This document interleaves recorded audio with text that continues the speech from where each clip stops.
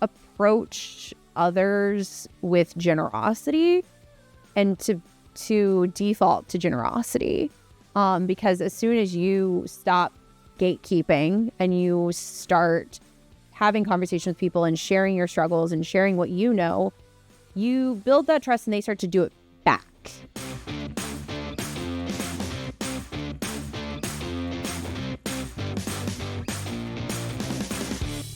Thank you very much for agreeing to do this. I wanted to talk with you after Carrie. For those that don't know, Carrie Kaufman and Alex do my marketing, storyteller, wordsmith, found you, right? And then she gave me this list of whoever, and I'm like, ooh, books. Because we have our share of books at our house for different reasons. I have business books.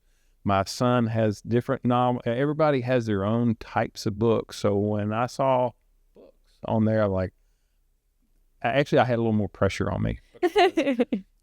I purposely did not tell my wife or my son that I was going to talk to anybody that had a bookstore because it would cloud my mind and I wanted to focus on you.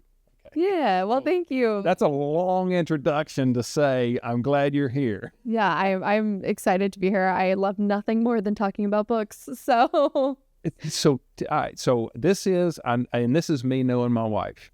This is the first question I know. If she was here, what she would ask you. Yeah. How did you do it? Right. So how did that bookstores? Yeah.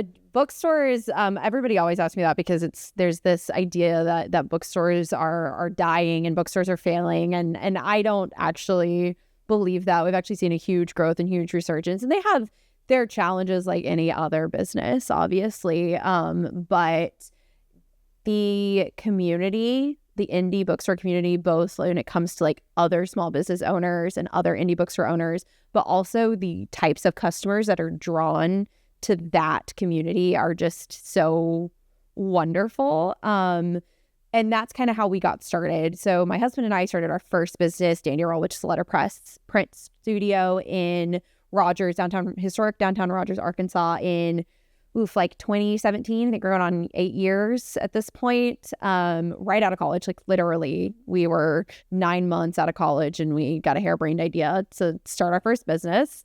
We kind of figured at this point, we have no kids. We've got a very small rent that we have to pay and like our car payments. And that felt like the better time to take a financial risk than like waiting.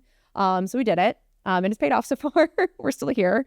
But Underbrush, our bookstore, came about actually during COVID as a spinoff of Dandy Roll. And so when COVID first hit, nobody knew what was happening and everything was shut down and our doors were closed and we were trying to shift to online. We realized that our customers and the community that we'd built and the relationships that we had built were the thing that were most important to us about our business, and that if we wanted to just run an e-commerce business, we would have just started an e-commerce business. I wouldn't have started a brick and mortar retail store in a historic downtown area. There was a reason for the business decisions that we made. And so when COVID came around, we were spinning ideas on how do we stay connected to these folks? How do we mature these relationships and continue to cultivate these relationships? And I, on the other hand, am a huge reader. I've been in the online book community for a really long time. And so something I was noticing was that there were more people because of COVID that were trying to join that community. And I was seeing that a lot of people were trying to read again as an adult. And I 100% recognize that learning to read again and learning to engage with literature as an adult after most people don't read post-college is one of the hardest things that you can do. There's a lot of barriers to entry and there's a lot of failure in that. And so I was like, what if we started a book club, with our customers? We would do it on a subscription basis. We would choose a book, kind of recommend it. We would send along the discussion questions so people could read more deeply and learn and kind of prep for the meetings, because there's also a lot of anxiety that comes with book club meetings. And so we did that. And it was we felt wildly successful. We were super passionate about it. We actually we were shipping all over the US. We were having these giant Zoom meetings. We were meeting strangers who are like really good friends now to this day. And I just wanted, and it just kept growing because you would start down this path of like, hey, I really enjoyed the book that we read last month. What else could I read?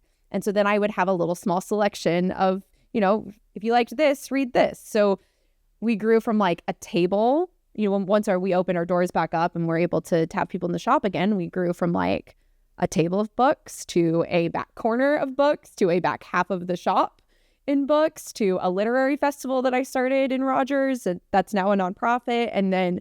But I always kept wanting it to be like, I wanted it to be more. And I wanted to have we were having our book club meetings at coffee shops, and I wanted like a space that people could come that was more than just like come buy a book, and that's about all that our space was set up for. And so then a retail space 2 doors down from our original retail space where Dandy Roll's at became available, and it's a beautiful space, like dream aesthetic space. Like we didn't have to do any changes. We installed some shelves, but like that's honestly all that we had to do. And it was one of those things where it's like, why not now? Like what's really honestly stopping us? Can't tell I love to jump into things head first and figure it out later. Yeah, I don't see you as apprehensive. No. No. Yeah, so that's how Underbrush came about. That's Underbrush's origin story. And we actually today's Wednesday. So Monday night was our 5th year straight of book club meetings. So that's a big milestone. Yeah. Yay. I know, it was awesome. All right, so what I'm hearing a theme here of passion. Yeah. Whether it's obviously with you, but also with the people that have engaged with what you're doing. There's common thread there. Let's talk a little bit about them and how did you attract somebody so passionate? How'd that come about? Yeah, I mean, I think, well, first of all, nobody goes into the book space to make a bunch of money. Like it's just, we've already have people who have done that. And so passion is really the thing that I think that drives folks when it comes to stories and it comes to storytelling. And I less think it's about finding those people. I think those people naturally gravitate towards you, and more setting up a space and setting up a community where they feel welcome and they feel seen and they feel heard and they feel like they can really engage. And I think people know when you walk into a space or when you walk into, a community, what's manufactured and what's real. It's really easy for aesthetically or visually or, at the surface level for everything to feel perfect and right. And like, yes, they figured it out. This is it.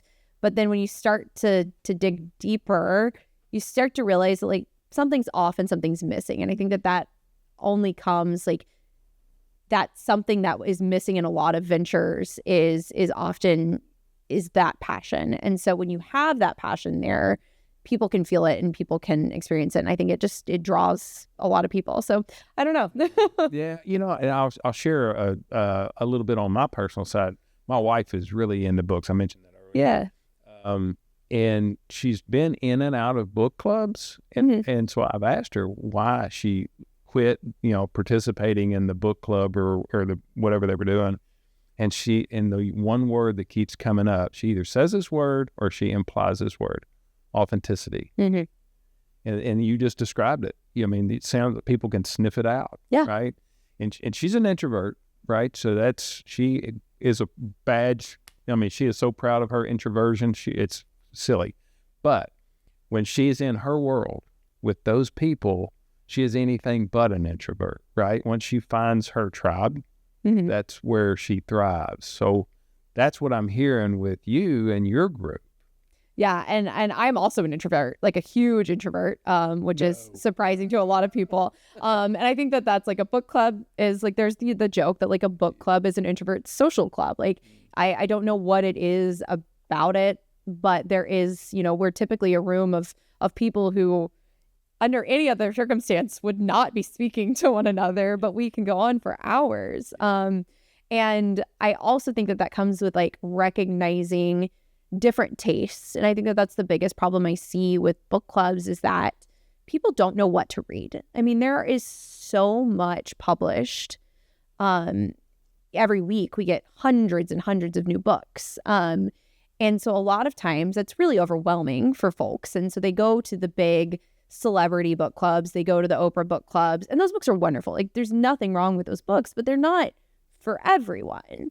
And so if you find that and you're like, well, this is what so-and-so is telling me I need to read, and you try to read it and you don't like it, then you start instead to ask like, what's wrong with me? Like, why didn't I like that when everybody else does? And that's where you get that lack of authenticity. And so the way that we structure Underbrush and our book clubs at Underbrush is we actually have like 5 or 6 across different genres, different topics, different formats, because everybody has different tastes and everybody loves something different.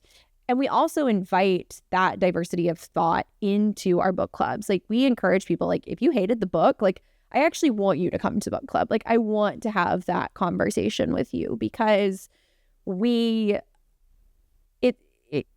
you get in a room and everybody's loving the book and everybody loved the book, you run out of things to say really quickly. Mm-hmm. And so when somebody can be like, this bothered me, or I'm confused about this, or what happened here, or I didn't like this choice, that's when those true conversation comes out. Like we joke that some of our best book club meetings and our longest book club meetings are for books that everyone hated. Like they were total flops. And it also becomes fun to, gossip a little about things. Right. Not gonna lie. Yeah, it's my and I'm not trying to. If my wife knew that I was bringing her name up podcast, she would anyway. She's an intellectual learner. Yeah. Right. That is her thing. She has this general curiosity about her. Mm-hmm. Even if she doesn't like the book, she'll read it with a different perspective. So and I'm going down this path. Yeah. So when people don't like a book in the book club, I guess I'm trying to frame it. I'm not like that. So I can't, if I don't like it, I want to stop. Yeah. Right? She is the type that will read it knowing that she's going to challenge it. Mm-hmm. Right? Is that what you're describing? Is there more of a challenging what's in the book? I think it's both. I mean, we have a lot of people who will come in and they're like, I didn't finish it because I didn't like it, but I still want to come and talk and hear what everybody else thought of it. And then there are people who, were like, I hated this so much, but I needed to see it out so that I could figure out, does it turn around? That's my one. Yes. And so it does come from either a point of challenge, or sometimes it's just it's not that it was bad. It just wasn't for me. There's a book by Rebecca Stead, which is a middle grade book called The Lost Library. And one of my favorite quotes from that, which I'm going to completely butcher, it's not an exact quote, but it's a little boy at his first book club at his library, and the librarian tells him that we all have different book shapes in our heart, and not everybody's book shape fits everybody else's, and that's okay. And that the little rug that they sit on is the safe spot for everybody to talk about those differences and to confront those differences. And so it's something that has just always stuck with me, and something that I try to pass along to our members as well. It's we all have different opinions, and that's fun. Yeah. So when you have, let's kind of, I guess I'm gonna walk you down the path. Yeah. Of a particular book, and you're discussing a book. Yes. When you're in that discussion and people have their opinions and their voice in their opinions, are you like a facilitator, or is there a facilitator for the discussion that goes on? How does that play out? So our staff will facilitate. Each of our staff members runs their own book club. And then we have our flagship book club, which is the one that we started, that launched Underbrush. And so each of our staff do light facilitation. But we also just let conversation naturally kind of flow. We never had any issues with anybody being, nobody's throwing a book or anything like that. Yeah. We all find it really, we find it actually quite entertaining and funny to argue with people and challenge their thoughts. So we'll guide conversation. We always start with just a roundtable of how did you like it? What did you think? And then we typically go down different avenues from there. And folks are really respectful and really kind to one another and allow space for each other to speak and to connect. And yeah, so. Okay. So now we're going to, this is where, I don't know if I said this on the podcast or before we were having a conversation. So now let's talk about entrepreneurship. All right. So now we've set the stage of the business and why it exists and how it works. Why in the world would you choose entrepreneurship? Could you not do this in any other type of setting? I am always been, and I think that I have a weird career, and I've had a weird career doing lots of different things. And I have always been somebody who identifies problems in whether that's in my greater community or within a business setting or within a system. I'm a problem finder. And to me, entrepreneurship was something I fell into because I noticed problems that I didn't feel like anybody else was stepping up and fixing. And so I chose to do that through, independent retail and small business ownership. So with Dandy Roll, the problem that I found was that there wasn't a place that I felt like folks who were lower to middle income, dual income, no kids, like folks who weren't super wealthy could go to buy authentic and original pieces of art for their home. Like your options were either super expensive galleries or Target or Hobby Lobby and it was just like, I don't want the same piece of art or the same item that every, 50,000 other people in the US have or whatever. And then also we saw this resurgence of like markets, small like maker markets happening at that time. But those were like one-off events that were happening at like, I think back when the little craft show first started around here in Northwest Arkansas, it was like twice a year. It was amazing events. It was like, why can't we have this all year long?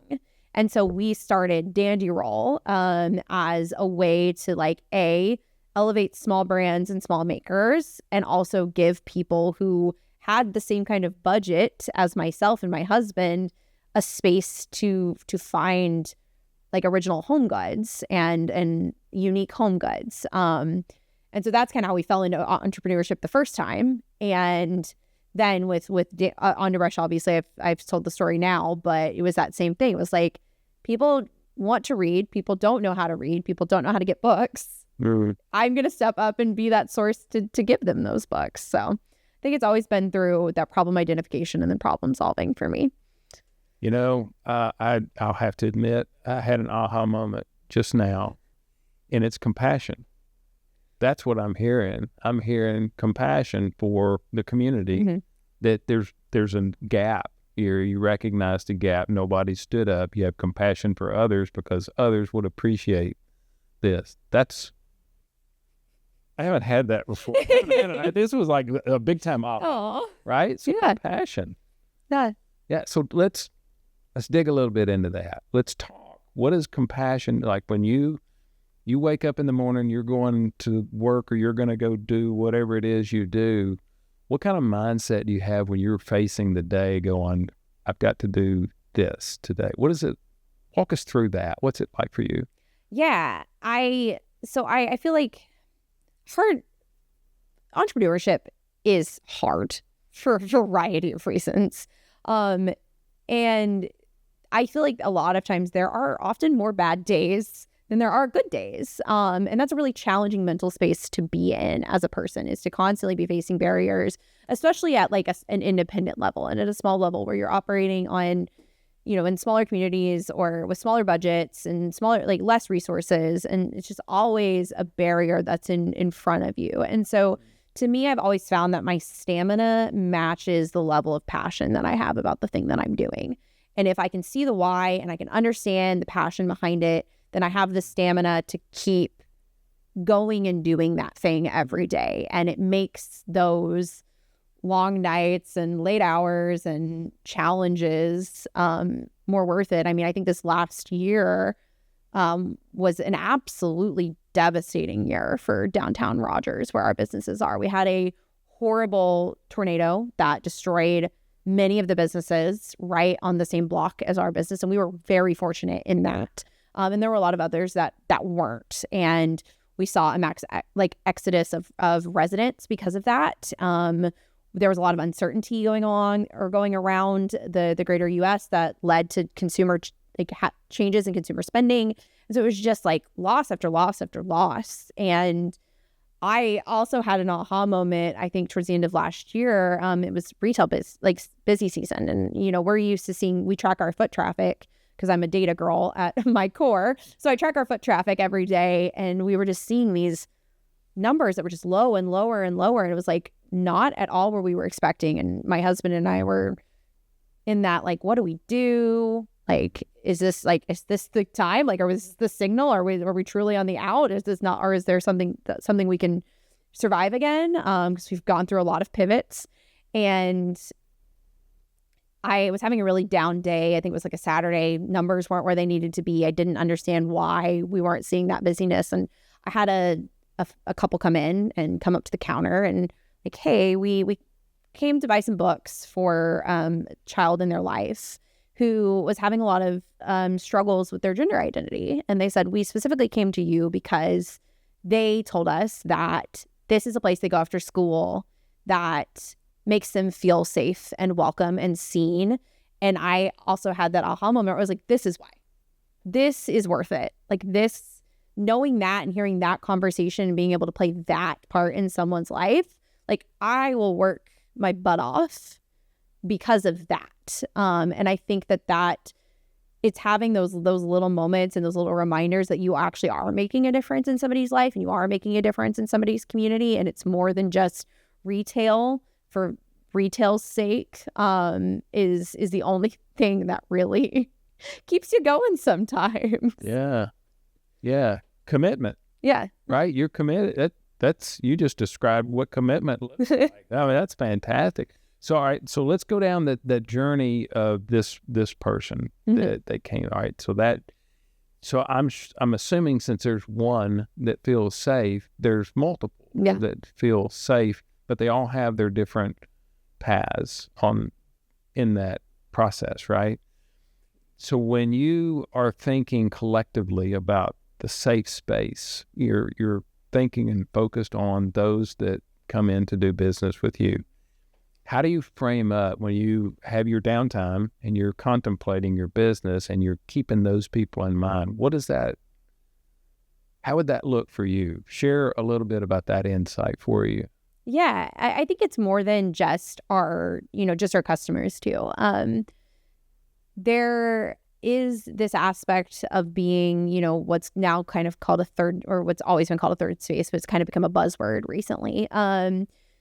This aspect of being a third space that actually doesn't have a transactional expectation with people that I feel like other places of commerce do. Like if I go into Target or if I go into Walmart or wherever, like I am expected on some level to make a purchase. And yes, you can go in and kill time. A lot of people do, but most of the time the expectation of me is to make a purchase. In third spaces, that's not the expectation. Love for you to do that because that's how I keep my doors open and keep the lights on. But there are also like that expectation, or there is that opportunity for folks to come in and sit on the couch and read a book, or to come in and take a break and, walk around, like to just be in a space and experience that with no other expectation other than that. And I think that that's a different mindset for a lot of people who go into retail type environments or retail type ventures, is that understanding that not every relationship that you build is going to have that monetary transactional value.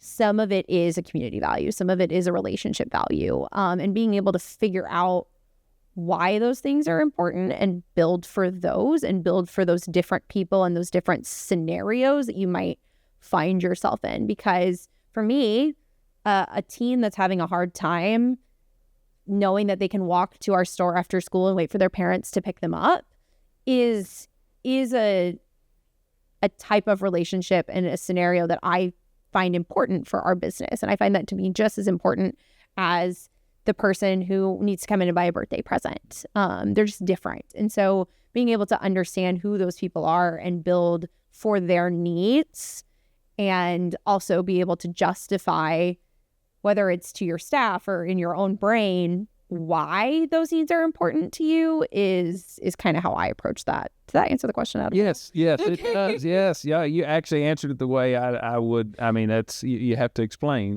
your explanation. I get it. Yeah, it's all right. So and the reason why I think that was a great answer is it reminded me of something that I used to do. I had a retail operation for 8 years, and I had a lot of kids in there. So I had retirees that worked for me, and I had, when I say kids, some were in high school, some were in college. And one of the older guys, the retiree that works for me, I heard him explaining to some of the kids how to treat the customer. Mm-hmm. And he said, imagine that the Queen of Hearts is taped to their forehead. Treat them like the Queen of Hearts. Yeah. Treat them like you love them. Yeah. And they understood that. And I've been breathing fire on these kids on what customer service looks like. And I was using all the technical jargon, but they couldn't hear me. Mm-hmm. They heard that, treat them like the Queen of Hearts. What if it's a guy? They would always make the King of Hearts. Yeah. Treat them like that's who they are. And that's what I just heard in your story. Yeah. It's just meeting everybody where they are, meeting customers where they're at and where they can be, and hoping that maybe someday they'll be the place that you need them to be. Is kind of how we explain it. All right, so let's talk a little bit about going forward. Mm-hmm.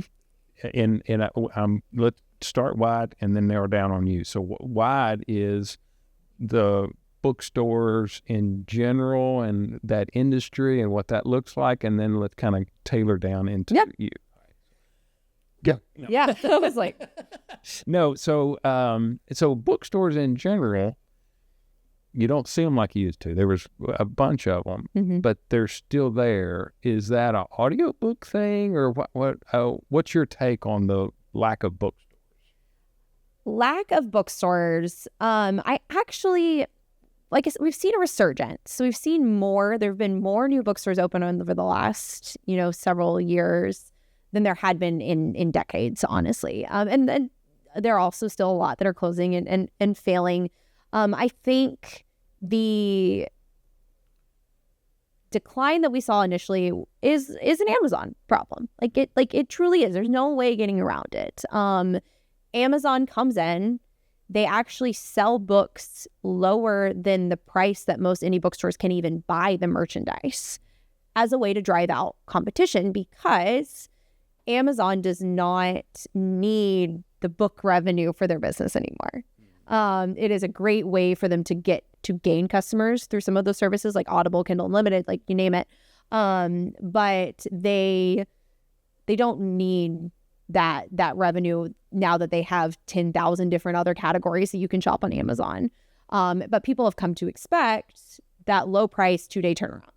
And that drove a lot of indie bookstores out of business because they couldn't compete with price. But then additionally, the other thing that we saw in the market was that indie bookstores were hesitant to change from a tech.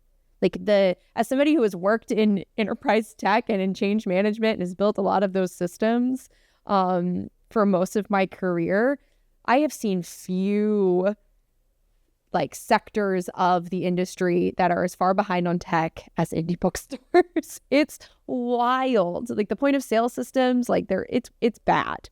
And so I think there was a lot of this hesitancy to kind of change and adopt, other than customer comes in, gives us cash, we give a book. And so that, that pushed a lot of these businesses out. Then we saw a lot of people kind of take up that mantle. So you see incredible organizations like Libro FM, which is basically it's an Audible subscription, works almost exactly the same, but the money goes to independent bookstores instead of Amazon. And so they profit share with indie bookstores. Then you have bookshop.org, which is another, alternative online e-commerce site that profit shares with indie bookstores to help with things like distribution and shipping speed and access to inventory and all of those things. And so you see these scalable ventures come in, getting actual investment dollars and running these large scale national and international for good companies, creating a platform for these bookstores. And now you also see this new generation of indie bookstore owners who are younger, energized. They've grown up in a tech environment. They understand the necessity of those things for their business and are willing to invest and make changes and try new things that I think has put us on an upward trajectory finally after what felt like the dark pages there for a while. Yeah. Yeah. So for you now, like as your store grows, do you see, I guess where I'm going with this is your customer base, right? So for me, 9 out of 10 books that I buy are some type of business or inspirational or something around industry type of stuff. But for my wife, it's completely the opposite. It's mostly faith-based books that she reads. And my son reads these, I don't know, tech science fiction. Yeah, I don't. Oh, I can't even name one. I don't know, but I know it's not a book that I'm interested in. But it's his world. So when you look at your customer makeup, how do you know what to even put on the shelf to reach the people? Because now they understand where you are, what you're doing, but how do you know what to even put out there? Yeah, that's a really hard question, and that's something that it's taken us. We're going in almost through year 2. We're going into year 2. No, wait. We are in, how do I say that? We're a year and a half in. Okay. Whatever. We're a year and a half into the full physical retail location. And we spent the first year figuring that out and buying a bunch of things that my reps, my publisher reps are like, this is the next big hit. You need to have copies of this. This is going to be the Reese's Book Club pick. Buying those things and realizing that we weren't passionate about them. They didn't really, maybe we'd sell, but it sold super slowly. And then learning that, like I mentioned earlier, there are hundreds of thousands of books. I mean, I think publish 2 billion books a year or something ridiculous like that.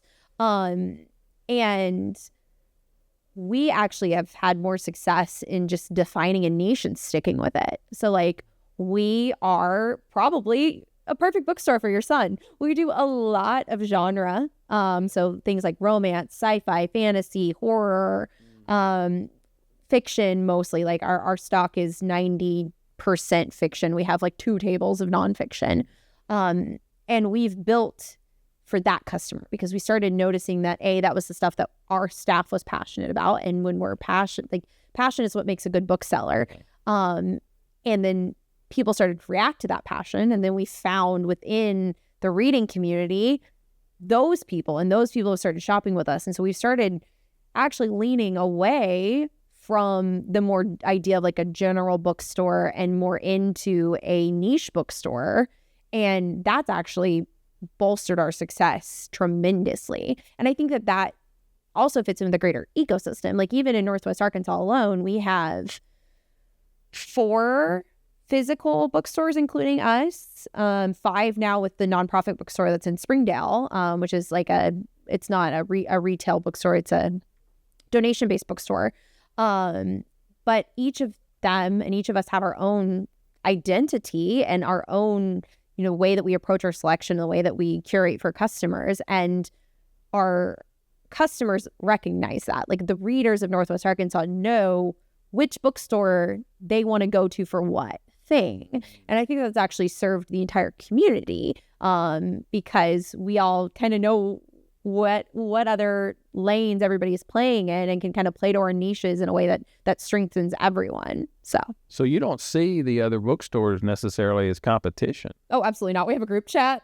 Really? We chat all the time. They're good friends. You collaborate. Oh, absolutely.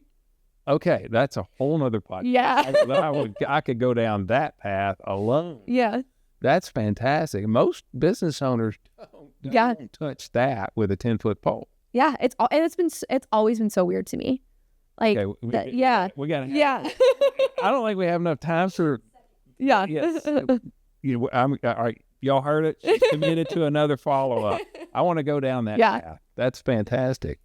All right, so that's a part of entrepreneurship. So there's a trust that you have with people that on the surface would be competition. Mm-hmm. And you've established that with them. So I've heard the story on the TrustBuilt podcast. So trust with your clientele, trust in yourself to do what needs to be done. And you even have trust with people that are in the same business that you're in. Yeah. They've bailed us out of some tight, like the other indie bookstores, like we've gotten in some tough situations, and they have been the first people to step up and help us out and provide resources and be generous with their time and their knowledge and sometimes even their inventory. And I would never hesitate to do the same thing for them. So you've got strength. I mean, that's what that's what I'm hearing is you have people that have your back. Absolutely. Yeah. Oh, that's cool.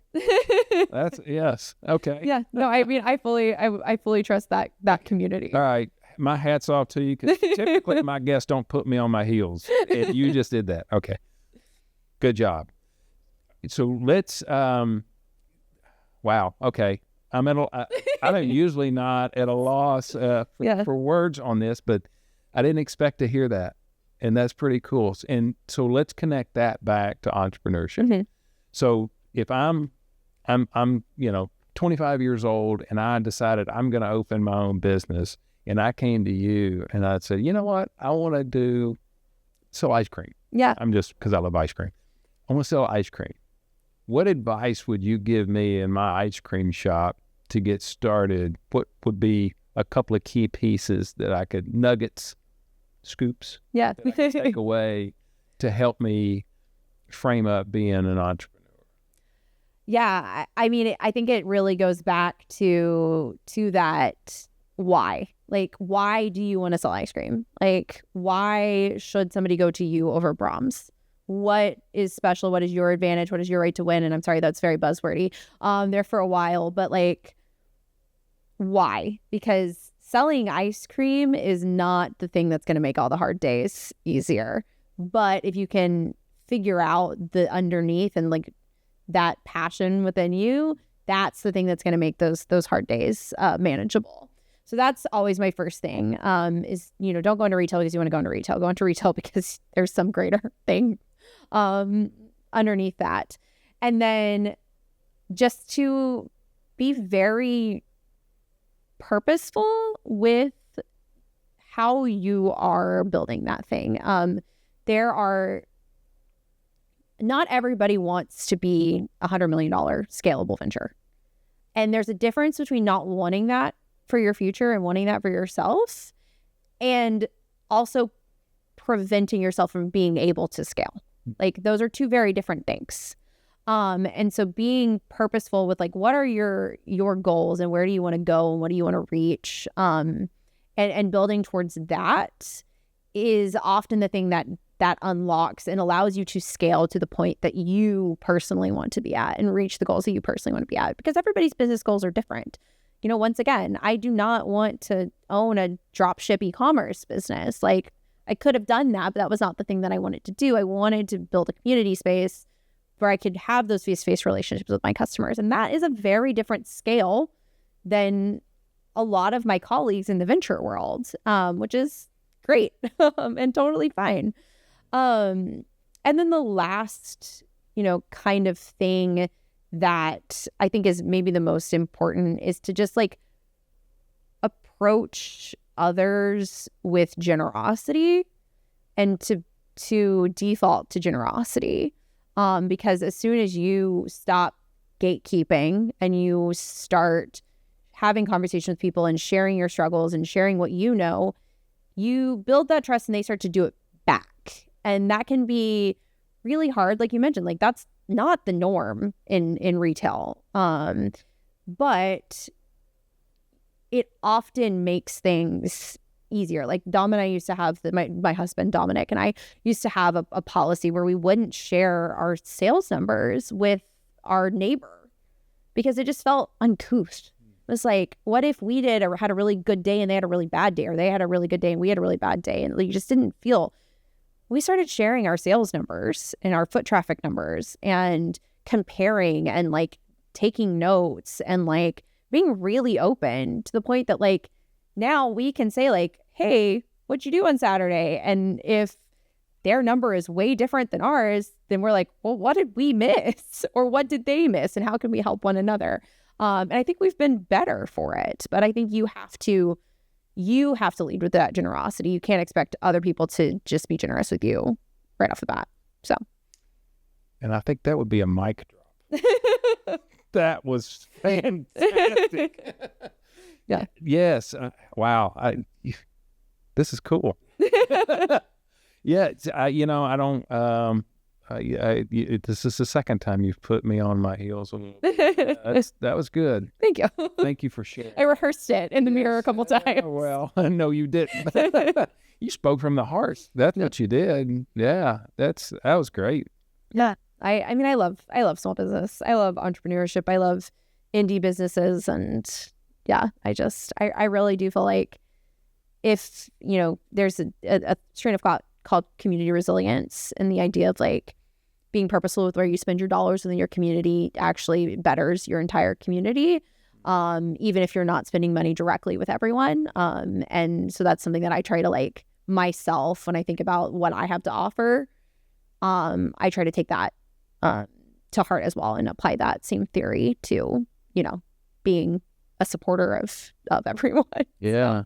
Yeah, well, I mean, thank you for being on. Yeah, thank you. Thanks for having me. Deal. I mean, especially when you actually had two mic drops. I only said it once. Yeah. I want to impact the flow. Like, I got to keep going. Yeah. So Well, thank you. Yeah, this is wonderful. Yeah.